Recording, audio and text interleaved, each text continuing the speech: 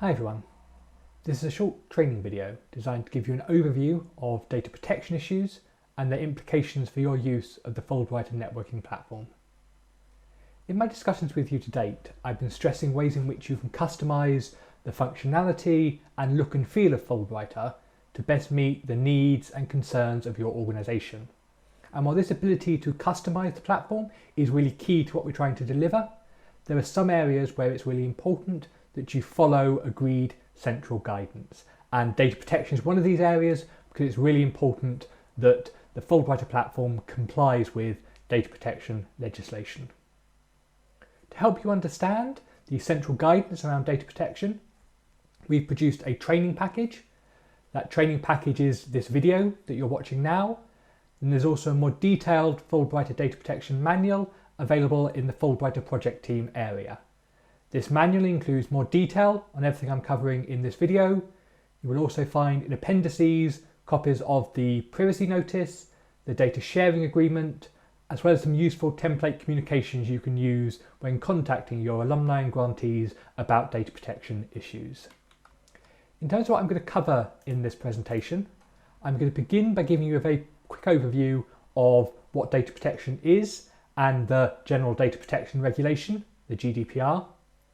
We'll then focus on the 7 key principles of the GDPR and what their impact is on your use of Fulbrighter. I'll talk a bit about what you can do in terms of importing data into the platform and then exporting data out of the platform. I'll talk a bit about your obligations in relation to reporting data breaches and requests for data from alumni and grantees, and then we'll close by summarising some of the key points and actions for you. Before I get into that though, if there's one key takeaway from this video, is that if you have any questions or any concerns at any point, please do get in touch with the Fulbrighter project team at fulbrighter@fulbright.org.uk. We're always happy to talk through any data protection issues you're facing, and we'd much rather talk through those issues early before there is a data breach or any other problem with data protection. So what is data protection? Data protection is about ensuring people trust you to use their data fairly and responsibly. So it's about having a transparent framework in place that determines how you'll be handling personal data. And by handling, we mean collecting, storing, editing, deleting, analysing, anything you might be doing with that personal data. And it is about personal data, so data that relates to an identified or identifiable individual. Now obviously Fulbrighter will have a lot of such data, people's names, email addresses, locations, date of birth, educational history, employment history. As such, it's really important that we have a robust and transparent framework in place determining how we'll be using that data. Now that framework we'll be using is the General Data Protection Regulation, the GDPR. Those are the laws that apply to our handling of data within the EU. The GDPR was introduced in May 2018 and is one of the world's most robust legal frameworks for determining how data is processed. The GDPR introduced 2 key concepts, the concept of a data controller and a data processor. So the data controller is the one who establishes the policies and processes that will determine how data is processed in a lawful, transparent and fair way. And then the data processors are the ones that actually will be processing the data, and processing here means just doing things with that data. For the purposes of the Fulbrighter platform, we in the US-UK Commission are the data controllers. We have the contractual relationship with the platform developers, and we are the ones that establish those core policies and processes that impact upon how data is handled. You as data processors have a vital role to play in ensuring that those policies and processes are put into effect, and that you also have your own strategies to ensure you're using data appropriately. This presentation is going to kind of talk through both aspects of data in the platform, both the overarching policies and processes, but also some of the practical steps necessary to process data appropriately. The GDPR outlines 7 key principles for the appropriate handling of personal data. Those principles are on your slide now. I'm going to take each of these principles and discuss them both theoretically, so what the GDPR is getting at when it discusses these principles, but also specifically focusing on what the implications are for you and your use of Fulbrighter. I'm going to give a fairly broad overview of these terms. You'll find more detail in the Fulbrighter Data Protection Manual. The first two principles of the GDPR are in many respects the most important when thinking about your use of the Fulbrighter platform. These principles are about determining how data is processed in ways that are lawful, fair and transparent to users, and also that processing is limited to specific and identified purposes. The GDPR outlines several possible lawful bases for processing data, one of which is user consent, and that's what we're using for Fulbrighter.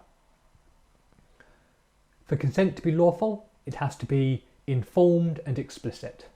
What this means is that users have to have a clear understanding of what data is being processed, by whom, and to what purposes. To ensure we have this effective lawful basis, and to ensure that users fully understand how their data is being used fairly and transparently, we have created the Fulbrighter Privacy Notice. This is presented to users when they first register for the platform. You can also find a copy of it in the appendices to your Fulbrighter Data Protection Manual.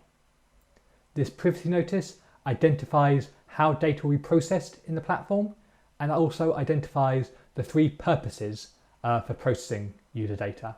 And those purposes are on your slide now. So purpose 1 is about allowing users to engage in a virtual community and to connect and network with other Fulbrighters. Purpose 2 is about keeping Fulbrighters up to date with platform developments and community news and activities.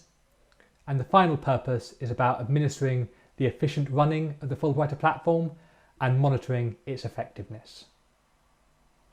All data processed within the Fulbrighter platform should be processed for one of these purposes. Now, we've deliberately sketched out these purposes to be broad enough to encompass all the alumni engagement and grantee engagement activity you will undertake in your commission. We think the majority of that will fall under the heading of community news and activities. But we've also tried to keep these purposes narrow enough that users can clearly identify and understand the purposes to which their data is put. The key takeaway here is that to ensure that data is being processed lawfully, fairly and transparently, and to specific limited purposes, it's important that all our processing conforms to at least one of these three key purposes. I want to take the next three principles together: data minimization, accuracy, and storage limitation. Now, the good news for you is that these principles are of more significance to us in the central project team, as they're about policy and process rather than the day-to-day administration of the platform. So in terms of data minimization, we've already identified those three purposes to which data is processed within the platform. Data minimization is saying we should only be collecting and processing data which is necessary to the delivery of those purposes. We should not be collecting any data unrelated to those purposes. Now, we've reviewed all the data items we could collect and identified a set of core fields that all users need to provide when they register for Fulbrighter. So these are name, email address and date of birth, citizenship, their sponsoring commission or other organisation, some basic details of their Fulbright award, their location and their communications preferences. So these fields are mandatory because we deem them necessary for the purposes of identifying Fulbrighters and verifying their accounts and delivering the minimum platform functionality. Now, obviously there's lots of other optional fields that users can provide if they want, things like employment history, education history, social media links, etc., etc. But those fields are again linked to at least one of the three purposes identified already. So that's data minimization. We've then also got storage limitation. Storage limitation is similar to data minimization, and what storage limitation is about is saying that data should only be stored for as long as it's necessary for one of the three purposes we've identified in the privacy notice. So we shouldn't be storing data in perpetuity if it's not necessary for that length of time. We have developed what we call a retention schedule for Fulbrighter, so that is how long data will be retained for. What we've agreed is that where a user remains active, their data in the platform will be held in perpetuity because they're an active user, so it seems appropriate to keep their data for that length of time.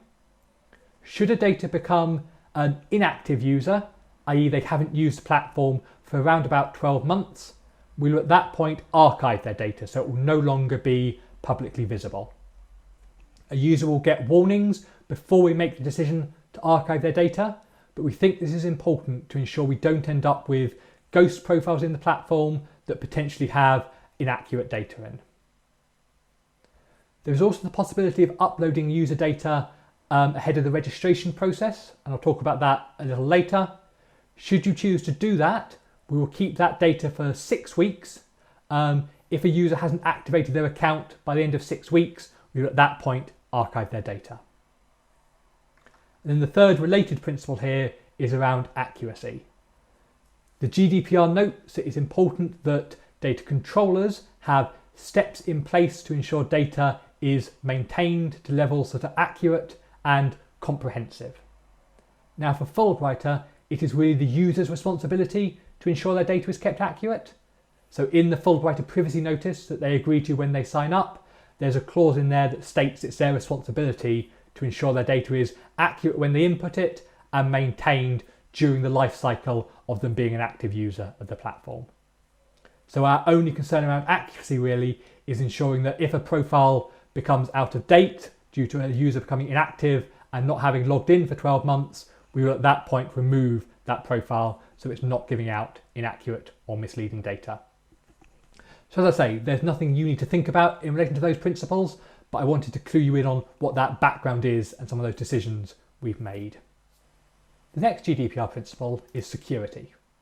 So this is about ensuring that the data you process is protected from unlawful or unauthorized processing, and ensuring that data is protected against loss, damage, or destruction.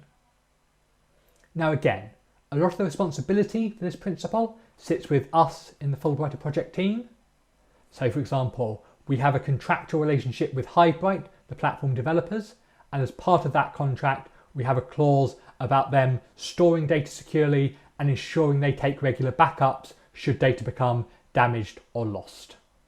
Equally, as a project team, we have conducted a risk assessment and that has identified one of the key risks to data is this devolved approach we're taking. So because we're empowering commissions to control their own user data, that does bring with it security risks. In mitigation of that, we produced this Fulbrighter training package to ensure you understand what some of those key GDPR principles are. So that's what we've done on our end. There's nothing specific for you to think about in relation to Fulbrighter data particularly, but there are obviously some good security measures you should be having in place as standard anyway when handling personal data. So ensuring that your login to Fulbrighter is unique and it's protected. So you haven't shared it with anyone, you don't write it down on a post-it and stick it under your keyboard, you make sure that you've got that login securely held. And equally, where you log into Fulbrighter on a public computer in your office or on a public computer outside, you ensure no one can have oversight of what you're doing, no one can see the platform, no one can see user data. But that's just basic good practice in information security rather than anything specifically about Fulbrighter. And finally, that last principle is accountability. So this is about ensuring that there are robust governance processes in place to ensure that data is being processed fairly, transparently and lawfully. Now again, this mostly sits with us. We've conducted a data protection impact assessment to fully understand data flows, data processes and the risks inherent in our approach. That's why we've developed this training video. It's why we've developed the memorandum of understanding to give a framework to ensure that you understand your responsibilities and also take responsibility for them through formally signing that MOU. So there's no specific action on you here beyond the reminder that as you are processing data, you are responsible for complying with the measures outlined here and ensuring that you treat data in ways that are fair and transparent to your users. So So I've talked there quite generally about some GDPR principles and the implications for your use of Fulbrighter. I now want to turn to one area which becomes particularly complicated and will require you to think about your own data protection measures, and that's the transfer of data. So the importing of data into the platform and the exporting of data out of the platform. Now we know this importing and exporting is important to you because you want to make sure that Fulbrighter fully integrates with your existing activities and your existing databases. So we've developed a data protection regime that does allow you to do this importing and exporting. The only key thing is you will need to secure additional consent for these activities.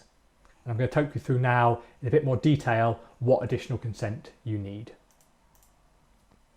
So first, looking at the importing of data into the platform, and I think there's two areas here. One is you can import data into the platform in order to set up user accounts for your alumni and grantees to save them having to go through the registration and verification process. So that's one aspect. The other aspect is you can at any time go into the platform and edit, amend or add data items to your alumni and grantees. So in terms of that first area, that importing data into the platform to create accounts, you can do this under certain conditions. Firstly, you can only import data which is necessary for the verification and identification of alumni and grantees and for the core setting up of their account. So you can only upload name, date of birth, email address, commission and details of their Fulbright award. You can't start uploading things like telephone number, personal address, employment history, because there's no need to do that for the purposes of the importing. For future grantees, we will ask you to get their explicit consent for you to upload their data. And we have produced a sample consent form that you can use to secure this consent. That consent form is included as an appendix to your Fulbrighter training manual. You'll also find it in the Fulbrighter project team area. We appreciate this will be a difficult burden for historical alumni and current grantees. So we've worked with the Information Commissioner's Office in the UK to find a more streamlined way of importing their data into the platform. So you can import data on your current grantees and historical alumni, provided that 1, you have their consent in general to be contacted by you, and 2, you inform them around about 3 to 4 weeks before you upload their data of your plans. And again, we produce for you a template email communication you can use, which has some legal text in it, which you have to provide for them, which gives them an overview of how their data will be processed. So yes, absolutely, you can import data into the platform. For future generations of grantees, you'll need explicit consent. For current grantees and historical alumni, you'll need to send out that template communication, which you can find in the Fulbrighter project team area. Then the second aspect of importing or adding data is once an alumni and grantee is in the platform, you can at any time go in and edit or amend their details. But again, before you make any changes to their personal data, you will need their consent. So for example, if you notice an alumni grantee is emailing you from a new email address, you can't take that email address and put it in the platform. If, however, a user emails you and says, please can you change my email address to their new email address, then you can go and make that amend in the platform. So it's just about ensuring you have additional consent for any new activities you undertake. So that's about the importing of data into the platform. The second aspect here is about exporting data from the platform. And by this I mean both bulk exporting of all data in spreadsheet form or by integrating with an API, or just simply copying and pasting a user's email address. We want to make sure you can export data because we know you want to keep your own spreadsheets updated with information users provide in the platform. And you can do this exporting provided that your users have consented to this.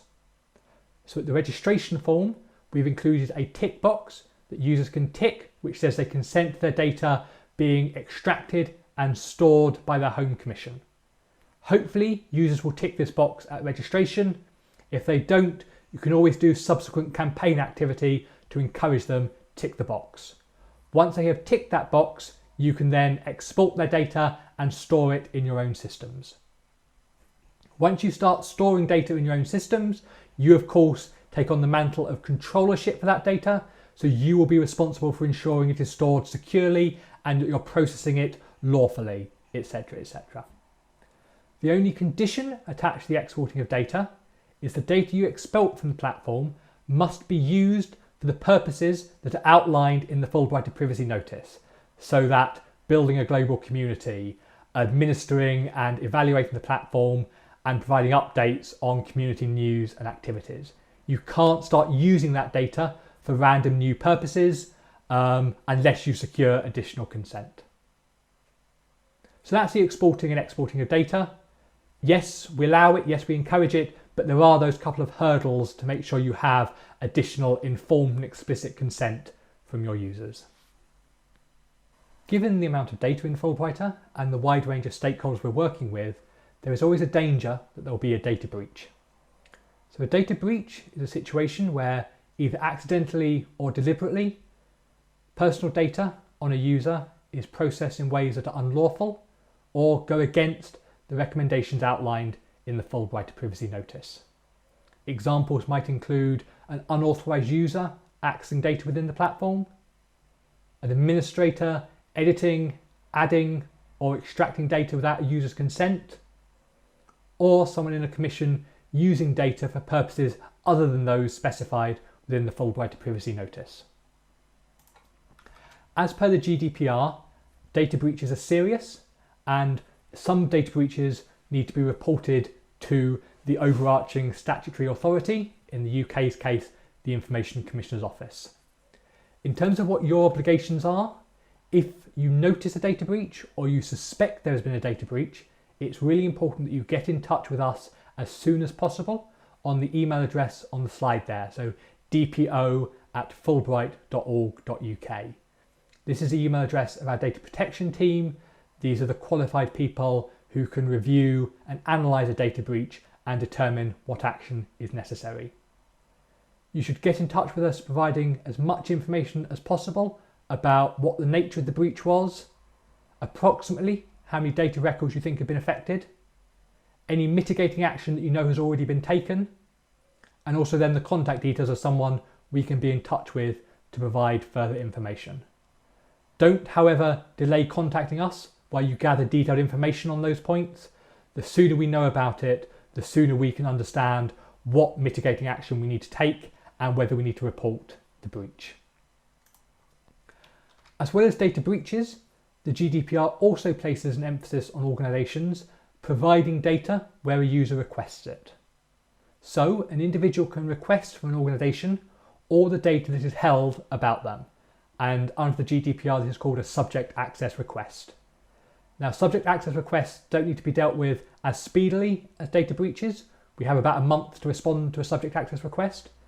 But if one of your alumni and grantees contacts you asking for all the information held about them, please pass on that query to us and we can provide the information currently held by them within the Fulbrighter platform. So we're very nearly done now. I want to conclude just by flagging up a couple of key takeaways from this session. This has been very much a broad overview of Fulbrighter and data protection issues. You will find more details on everything we've said in the Fulbrighter Data Protection Manual. I do want to remind you of that key takeaway from earlier, that if you have any questions or concerns now or at any point in the future, please do get in touch with us and we will help in any ways we can. But there's some other key takeaways for how you can think about the next steps for you. What the key compliance measures you have to take are. I think number one and the most important is that you should only be processing data for the purposes outlined in the privacy notice. Now there are 3 purposes. I've repeated them several times in this video. You should now be able to write those 3 purposes down.